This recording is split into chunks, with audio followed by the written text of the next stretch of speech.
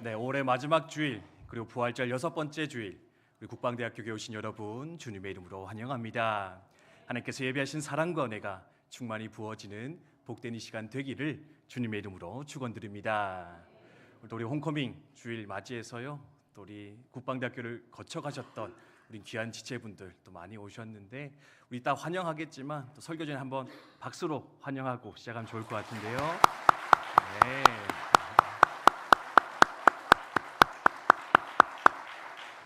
네, 너무나 잘 오셨고요. 또 반갑고 또 예비하신 하나님의 은혜를 더욱 갑절로 누리고 돌아가시는 여러분들 되셨으면 좋겠습니다. 우리 양옆에 있는 분들과 함께 인사하도록 하겠습니다. 사랑합니다. 축복합니다.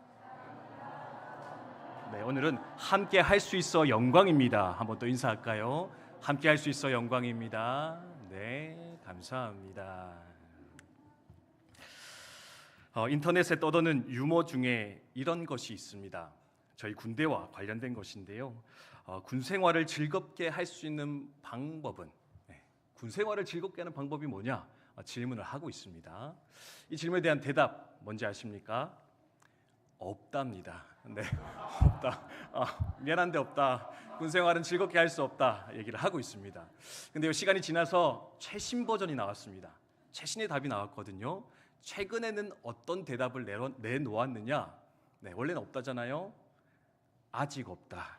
네, 아직 없다. 네, 그렇게 얘기하는 걸 볼 수가 있습니다. 뭐 웃자고 만든 말이겠지만 어느 정도는 진실을 담고 있는 것 같습니다. 우리네 군 생활 쉽지가 않습니다. 이런저런 훈련과 분주한 일상을 보내다 보면 그 속에서 즐거움을 얻기보다는 참 많은 근심과 염려, 불편함을 누리며 살아가게 되는 것 같습니다. 그런데요, 사랑하는 성도 여러분, 어디 군생활 뿐이겠습니까? 군생활도 힘든데요, 사실은 우리네 인생이라는 것이 사실은 이처럼 참 고달프고 힘든 것이지 않을까 생각을 해보게 됩니다. 그런데요, 오늘 어떤 본문의 말씀에서 하나님께서는 우리네 그런 인생들을 향하여서 새로운 해답을 제시해 주는 거 볼 수가 있습니다.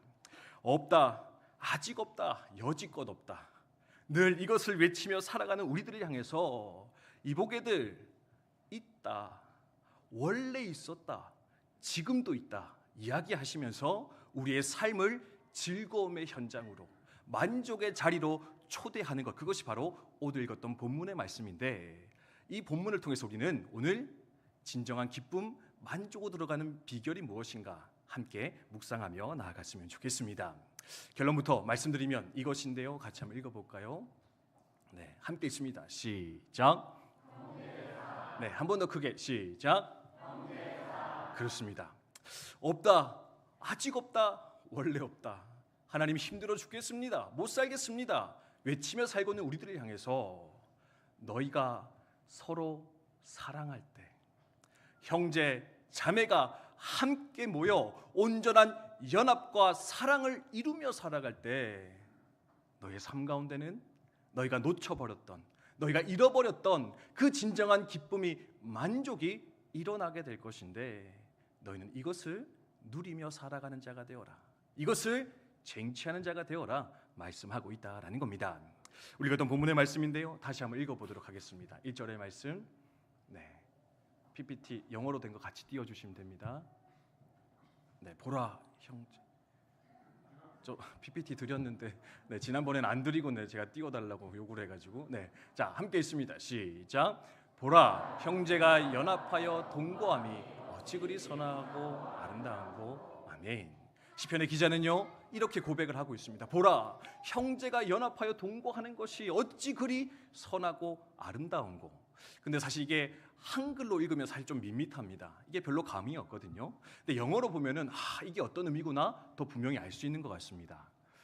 제가 이제 영어를 잘 못하니까 영어 최대한 안 쓰려고 하는데, 네, 이건 써먹어야 될 것 같아요. 이게 어떻게 표현되느냐? How good and pleasant. How good and pleasant.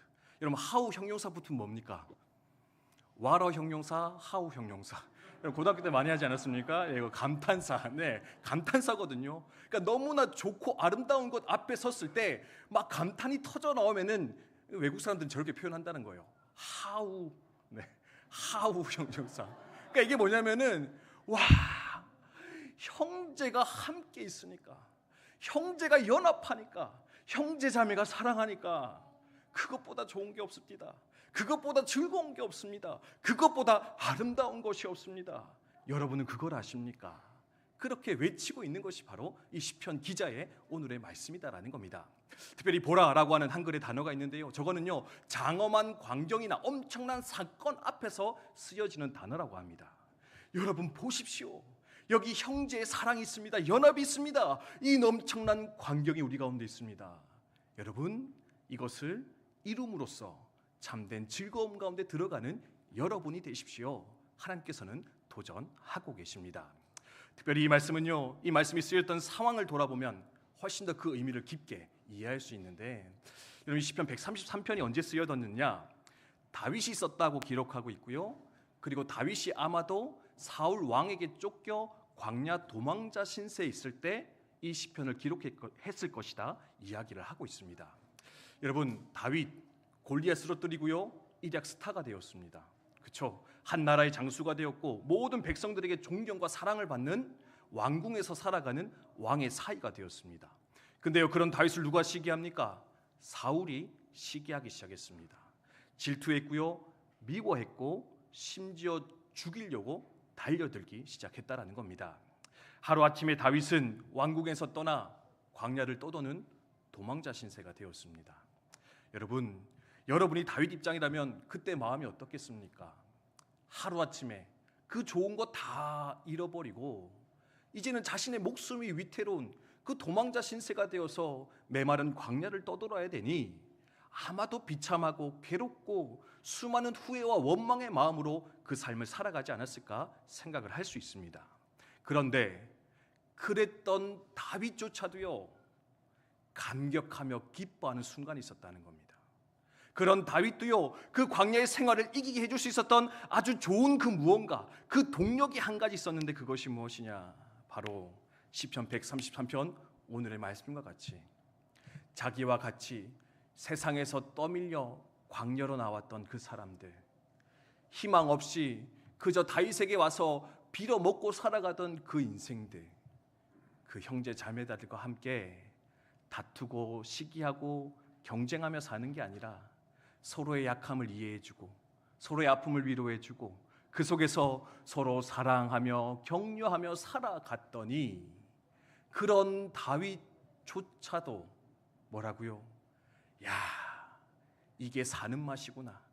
이게 살아가는 이유구나.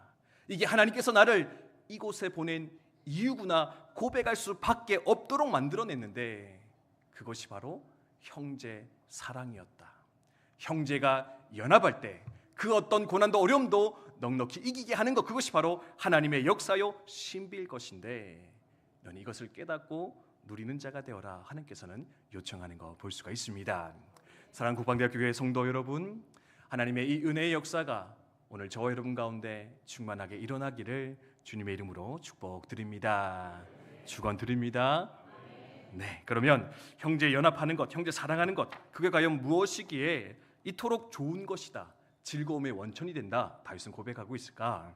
오늘 간단하게 세 가지로만 함께 살펴보며 나아가도록 하겠습니다. 네, 원래 세 개 했는데 뭐가 간단하냐? 네, 오늘 제게 주어진 시간이 많지 않습니다. 네, 이게 이따 축복돼야 되고, 네, 저는 실행위원 때 예배를 어떻게 하면 간단하게 드릴 수 있느냐? 목사님이 가장 관건이다. 네, 당신이 설교만 짧게 하면 이게 짧아질 수 있다. 네, 얘기를 들어가지고 제가 15분 안에 어쨌든 마치겠다. 지금 저 혼자 지금 막 쫓기고 있거든요. 아주 짧게 간단하게 함께 나누도록 그렇게 하겠습니다. 첫 번째, 형제 연합은 이것이기 때문에 네, 즐거움을 준다 얘기하는 것 같습니다. 함께 있습니다. 시작. 아멘. 그렇습니다. 형제가 연합하면은요 우리 안에 기쁨이 시작되기 때문에, 진정한 기쁨이 출발되기 때문에 즐거움의 원천, 만족의 출발이다. 여러분 기억하면 좋겠습니다. 우리 읽었던 2절의 말씀인데 함께 있습니다. 시작. 머리에 있는 보배로운 기름이 수염 곧 아론의 수염에 흘러서 그의 옷깃까지 내림 같고. 아멘. 다윗은 형제 연합을 이야기하면서 기름이 아론의 머리에서부터 그 옷자락까지 흘러내리는 것을 표현하는 것을 볼 수가 있습니다. 이게 무슨 말일까? 이제 그냥 읽으면 잘 이해가 안 되는데, 요게 상징하고 있는 한 사건이 있다라고, 장면이 있다라고 이해하시면 조금 이해하실 수 있을 것 같습니다. 이게 뭐냐면은요, 대제사장의 위임식을 가리키고 있는 말씀입니다.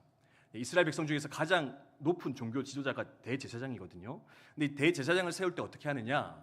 이제 대상을 무릎 꿇어 놓고는 값비싼 향유, 기름을 그 머리에 부어서 대제사장으로 임명하는 것을 볼 수가 있습니다.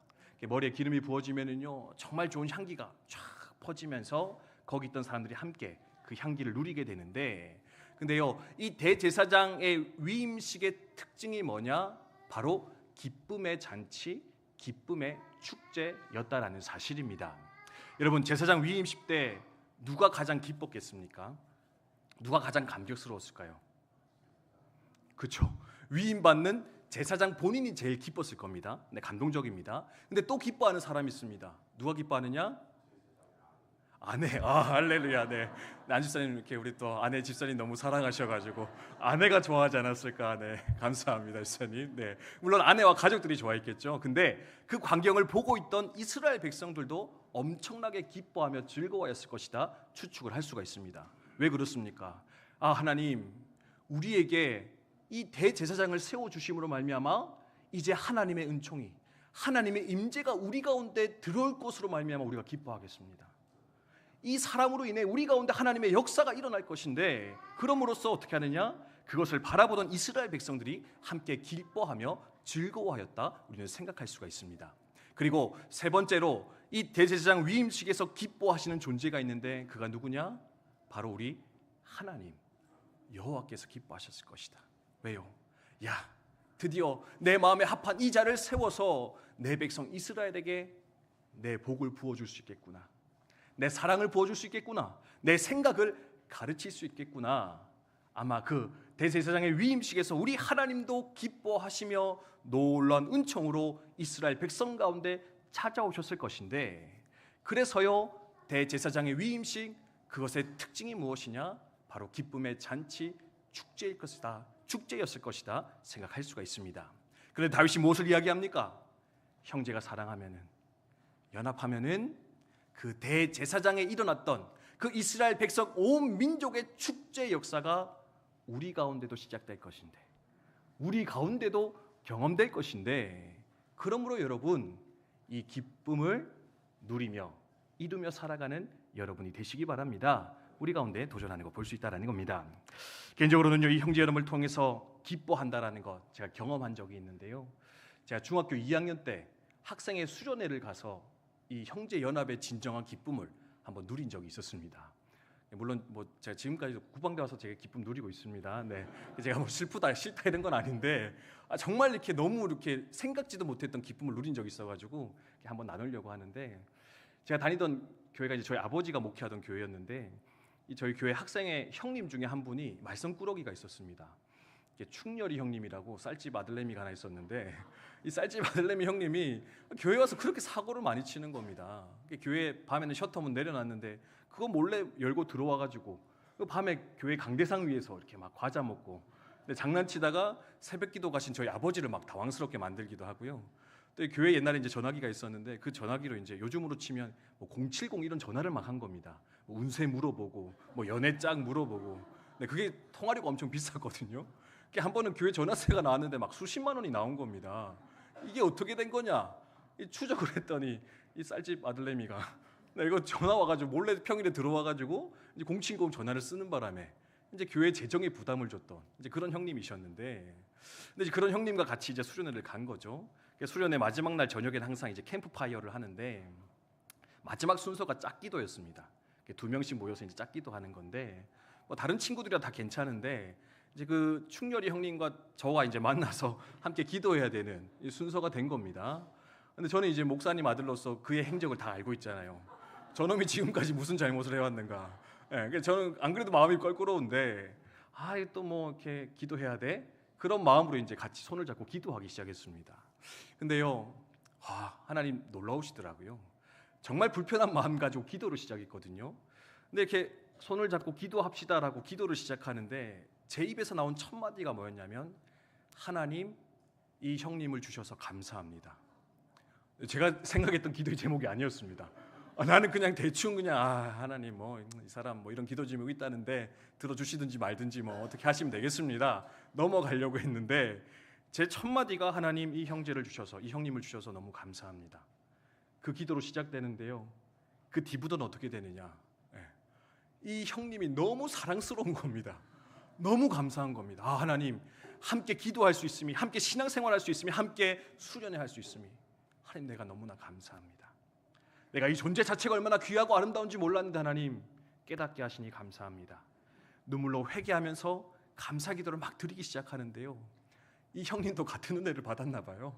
이 형님이 이렇게 눈물을 흘리며 기도한 적이 없는데 이 형님도 막 눈물을 흘리면서 그때부터 기도하기 시작하는데 정말로 영이 교통하는 게 뭔가, 영으로 연합되는 게 무엇인가, 이 형님을 통해서 그 순간 저는 경험하며 누릴 수 있게 되었던 것 같습니다. 이후로 이 형님과 함께 신앙생활을 오래 했었는데요. 그 이후로는 뭐 종종 사고는 쳤는데 아주 큰 사고는 치지 않더라고요. 또 그리고 좋은 믿음의 동력자가 되어서 함께 신앙을 격려하면서 함께 학창 시절을 그렇게 보낼 수가 있었는데 이 형님과 이 경험을 통해서 깨달은 게 뭐냐? 그렇구나. 미워하고 시기하고 질투하면 우리 가운데 기쁨은 없는 것인데 그 장벽을 넘어 하나 되어 사랑하기로 결단할 때 비로소 우리 가운데 하나님 주시는 기쁨, 즐거움은 출발되게 되는 것인데 여러분 이 기쁨을 이 하루를 통해서 또 우리가 살아간 삶의 여정을 통해서 마음껏 누리며 고백할 수 있는 저 여러분 되시기를 주님의 이름으로 축원드립니다. 두 번째로는 이것 때문에 또 형제 연합이 필요하다 하는 것 같습니다. 같이 읽을까요? 시작. 그렇습니다. 형제 연합은요 생기, 살아갈 힘이 일어나는 것이다 기억하면 좋겠습니다. 3절 전반문대 함께 읽습니다. 시작. 헐몬의 이슬이 시온의 산들에 내린 같도다. 아멘. 제사장의 위임식을 비유로 들었고요. 두 번째는 뭐냐면 헐몬산을 이야기하고 있습니다. 헐몬산이 뭐냐면요 이스라엘의 북동쪽에 위치하고 있는 아주 높은 산입니다. 근데 이 산은요 항상 만년설로 덮여져 있는데 이 만년설이 이스라엘 땅에 너무나 소중합니다. 왜 소중하냐면 이스라엘은 메마른 땅입니다. 광야가 많습니다. 근데 유일하게 이 땅에서 농사를 짓게 해주는 방법이 뭐냐면 이제 요단강, 갈릴리 호수로부터 내려오는 요단강이 있고요. 아침마다 내리는 이슬이 있습니다. 그리고 때마다 내리는 비가 있는데 이 강과 이슬과 비의 원천이 어디냐? 출발점이 어디냐? 바로 이 헐몬산의 만년설이라는 겁니다. 이 눈이 녹아서 어떻게 되느냐? 이슬도 되고 비도 되고 강도 되어서 온 이스라엘 땅으로 하여금 생명의 기운이 넘치도록 만들어주는데 근데 뭐가 이와 같다고요? 형제가 연합할 때 형제가 사랑하면 우리 가운데 이러한 생명의 역사, 생명의 기운이 충만하게 될 것이니 이런 이 사실을 깨닫고 그것을 취하여 살아가는 자가 되십시오. 우리 가운데 요청을 하고 있습니다. 어떤 목사님이 이런 칼럼 썼던데요. 잠깐 인용하겠습니다. 시너지 효과라는 것이 있다. 소 한 마리가 6톤의 짐을 끈다고 한다. 그렇다면 소 2마리는 몇 톤의 짐을 끌 수 있을까? 계산적으로는 12톤 정도의 짐을 끌 수 있다. 그런데 실제로는 24톤을 끌 수 있다고 한다. 혼자 끄는 것보다 함께 끌 때 갑절의 효과를 얻게 된다. 두 사람이 함께 걷는 좋은 이유는 한 사람이 넘어졌을 때 일으켜 세워줄 수 있기 때문이다. 사람이 살다 보면 넘어질 때도 있다. 혼자 걷다 넘어지면 일으켜 세워줄 사람이 없다. 너무 심하게 넘어지면 다시는 일어날 수 없는 위험을 만날 수도 있다. 그런데 누군가 곁에 있으면 안타까운 마음으로 붙들어주고 일으켜 세워줄 것이다. 여러분 동의가 되십니까? 혼자 하면 완전 넘어집니다. 혼자 하면 힘이 나지 않습니다. 하지만 두 사람이 함께하면 결국 넘어지지 않을 것이요 더 큰 능력의 역사가 우리 가운데 출발되어질 것인데 이것을 소망하면서 생기를 기대하시면서 형제 연합의 자리로 들어가시는 저 여러분 되시면 좋겠습니다. 마지막 세 번째입니다. 네, 함께 읽을까요? 시작. 아멘. 네, 3절 후반절입니다. 함께 읽습니다. 거기서 여호와께서 복을 명령하셨나니 곧 영생이로다. 아멘. 형제 연합에 대해서 제사장의 위임식, 헐몬산의 이슬에 대해 설명하고 나서 마지막 결론이 무엇이냐? 그래서요 결국에는 영생의 복이 있습니다. 바꿔 말하면 거기가 바로 천국 하나님의 나라일 것인데 서로 형제가 자매가 연합하여 사랑함으로써 이 땅 가운데 이루어 주실 하나님의 나라 천국을 누리며 살아가는 저 여러분 되시기를 주님의 이름으로 축복드립니다. 오늘 예배 들었는데요, 이렇게 교회가 왁자지껄하더라고요. 우리 집사님도 얘기하셨는데 어느 교회가 이렇게 아침부터 왁자지껄한 교회가 있을까? 네, 저도 그런 생각 들었는데 그래도 너무 기분이 좋더라고요. 홈커밍데이가 되어서 오랜만에 오신 우리 형제 자매를 보면서 이렇게 기뻐하는구나, 기뻐할 줄 아는 교회구나, 그런 생각 들면서 이미 이곳이 하나님의 나라 천국이지 않을까, 하나님 이곳에 우리 가운데 이미 영생을 주시지 않았을까 생각하면서 이 예배의 자리로 들어오게 되었는데, 사랑하는 성도 여러분, 우리의 삶 가운데 이 형제 연합으로 말미암아 하나님 날마다 영생의 역사가, 천국의 역사가, 하나님 나라의 은총이 가득 일어나게 해 주시옵소서. 우리 그렇게 소망하며 함께 나아가는 저 여러분 되셨으면 좋겠습니다.